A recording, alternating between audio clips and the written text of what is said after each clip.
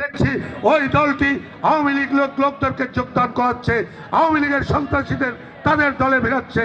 আমরা এই দলকে প্রতিহত করবো ইনশাআল্লাহ। সংগ্রামী বন্ধুরা, আজকে তারা বলছে তারা বিভিন্ন দখল প্রক্রিয়ার সাথে যুক্ত থেকেও তারা বিভিন্ন রকমের সন্ত্রাসীদের আশ্রয় প্রশ্রয় দেওয়া সত্ত্বেও তারা আজকে বলছে বাংলাদেশ জাতীয়তাবাদী দল এবং বাংলাদেশ আওয়ামী লীগ একই কথা।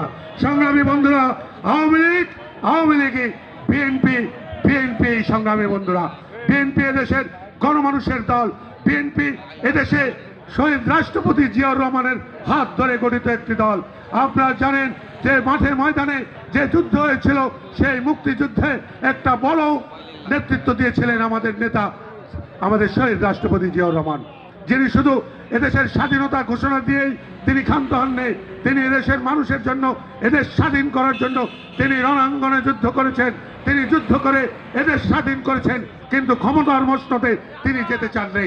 তিনি যুদ্ধ করে দেশ স্বাধীন করে আবার ব্যারাকে চলে গেছেন এবং ব্যারাকে গিয়ে তিনি শুধুমাত্র এদেশের মানুষের জন্য, এদেশের সব কিছু ভালোর জন্য তিনি কাজ করে গেছেন। সংগ্রামী বন্ধুরা, আবার আমরা যখন দেখছি এদেশের মানুষ যখন দিশেহারা, এদেশের সাধারণ মানুষ তার ক্রয় ক্ষমতার মধ্যে তার জীবনযাপন করতেছিল না, তাই দেশের দুর্ভিক্ষ নেমে এসেছিল। এদেশের মহিলারা বাসন্তী জাল গায়ে দিয়ে তার লজ্জা নিবারণ করেছিল। এরকম একটি সময় এদেশের মানুষ দিশেহারা মানুষকে তিনি পথের দিশা দেখিয়েছিলেন। তিনি আমাদের নেতা জিয়াউর রহমান। সংগ্রামী বন্ধুরা, গর্ব করার মতো দল, যে দলের মুক্তিযোদ্ধাদেরকে বাদ দিলে এদেশের মুক্তিযোদ্ধার সংখ্যা খুব সীমিত হয়ে যায়।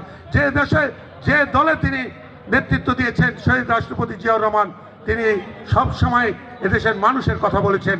তিনি অল্প সময়ের মধ্যে তিনি দেশের মানুষের মন জয় করেছিলেন।